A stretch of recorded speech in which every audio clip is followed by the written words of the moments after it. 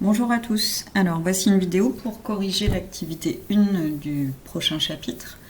Donc dans ce prochain thème, on va essayer de comprendre comment se met en place le sexe féminin ou masculin de la vie embryonnaire jusqu'à la puberté, puis comment il fonctionne à l'âge adulte.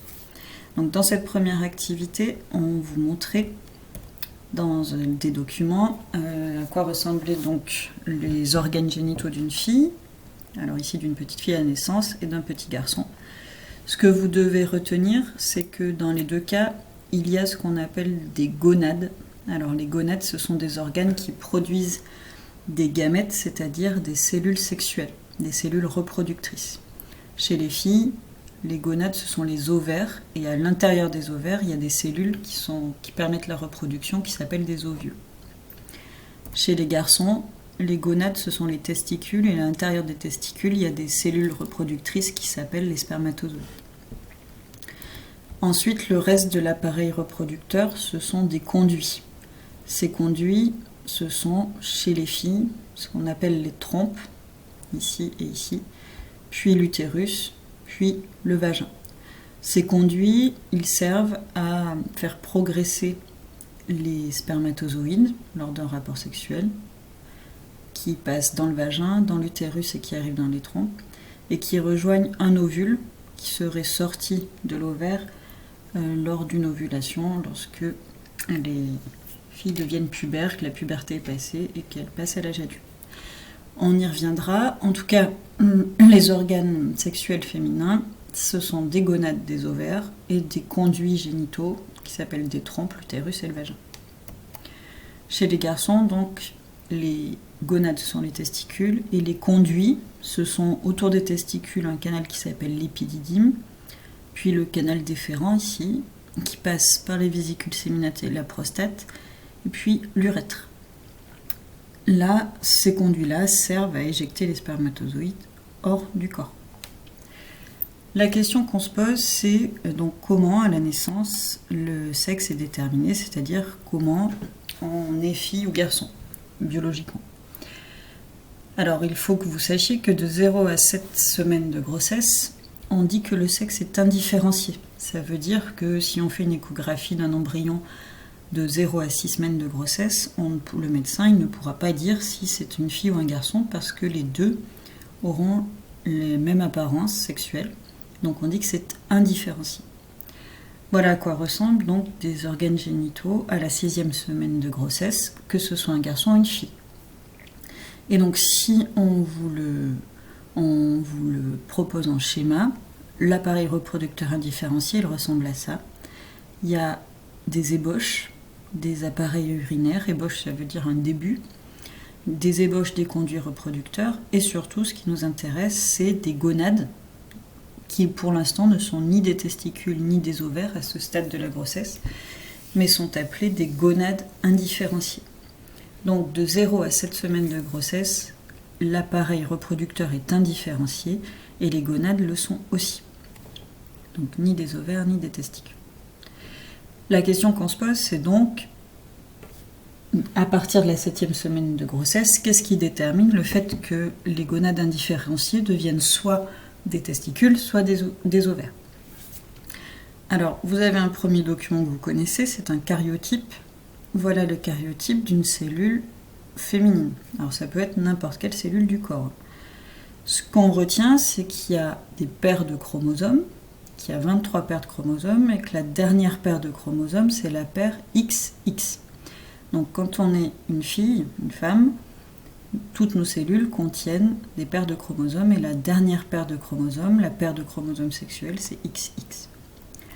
Chez les garçons ou les hommes, la dernière paire de chromosomes, la paire de chromosomes sexuels, c'est pas une vraie paire puisqu'il y a deux chromosomes différents, c'est le chromosome X et le chromosome Y. Il y a donc certainement une origine génétique et chromosomique au fait que les gonades indifférenciées deviennent soit des testicules, soit des ovaires. Qu'est-ce qui est porté par les chromosomes? Vous le savez aussi, on a travaillé dessus, ce sont des gènes. Là, ce qu'on va étudier, c'est uniquement les gènes du chromosome Y. On vous montre ici, dans ce document, le chromosome X qui est rempli d'ADN. Alors c'est pas dessiné, mais vous n'oubliez pas, l'ADN c'est une molécule double brin qui forme les chromosomes. Dans le chromosome Y, il y a aussi de l'ADN qui ne porte pas les mêmes gènes que le chromosome X, puisque c'est pas une vraie paire. Dans les chromosomes X de la femme, il y a donc une molécule d'ADN ici, et puis il y a la même de l'autre côté, dans le deuxième chromosome. Si on regarde le chromosome Y, on voit ici, on vous a dessiné des bandes qui en fait représentent différents gènes. Et donc on voit ici, quand le chromosome Y il est fait de ces gènes, la personne a des testicules, donc un homme. Et quand on n'a pas de chromosome Y, la personne a des gonades qui deviennent des ovaires, c'est donc une femme. Il existe des gens qui ont dans leur karyotype un chromosome X et Y, on le voit puisqu'ils n'ont pas la même taille, mais ces gens-là sont des cas particuliers ce sont des femmes, ils ont des ovaires. Et en fait, on se rend compte que ces gens, ce qui leur manque sur leur chromosome Y pour être des hommes, c'est la partie du dessus, donc le gène numéro 1. Et on vous dit ici, on remarque que ce gène numéro 1 s'appelle le gène SRY, le gène SRY. Donc on peut se dire qu'en l'absence du gène SRY, on devient une femme. En tout cas, les gonades se différencient en ovaires. Il existe aussi des gens qui, dans leur karyotype, sont XX, en 2 fois un X, mais sont des hommes. Ils ont une présence de testicules. Leurs gonades sont devenues des testicules. Ça, on remarque que dans un des chromosomes de ces personnes, des chromosomes X de cette personne, la partie haute du chromosome X porte en fait ce gène numéro 1 qui était censé être ici sur un Y. Donc il porte le gène SRY. La conclusion, c'est que la différenciation des gonades en ovaires ou en testicules dépend de la présence ou de l'absence de ce gène SRY. Voilà la conclusion. Donc, chez l'homme, qui est normal, cette fois on oublie ces cas particuliers que je viens de vous citer, chez un homme classique, il porte son chromosome Y, sur son chromosome Y il y a le gène SRY, et c'est ce gène qui différencie ses gonades en testicules. Chez une femme normale, classique, donc chez une femme qui porte XX, il n'y a pas de chromosome Y, donc pas de gène SRY, et la différenciation se fait donc en ovaire. Petite remarque, ça veut dire que le chromosome que le chromosome X n'intervient pas dans la différenciation du sexe féminin ou masculin. C'est la présence du Y ou son absence qui va être déterminante. Je vous demandais en question 2 de m'expliquer à votre avis, quel était le sexe des individus qui étaient XXY. Alors là, il y a un chromosome de trop, c'est une trisomie. Bon, de quel sexe étaient ces gens, XXY, et de quel sexe étaient les gens qui étaient X0. X0, c'est qu'il manque un chromosome, donc c'est une monosomie. Si on est logique, les individus XXY ont le chromosome Y, on va considérer qu'il est entier, ce chromosome Y, donc ils ont le gène SRY, et donc ils ont des gonades qui se différencient en testicules, ce doit être des garçons.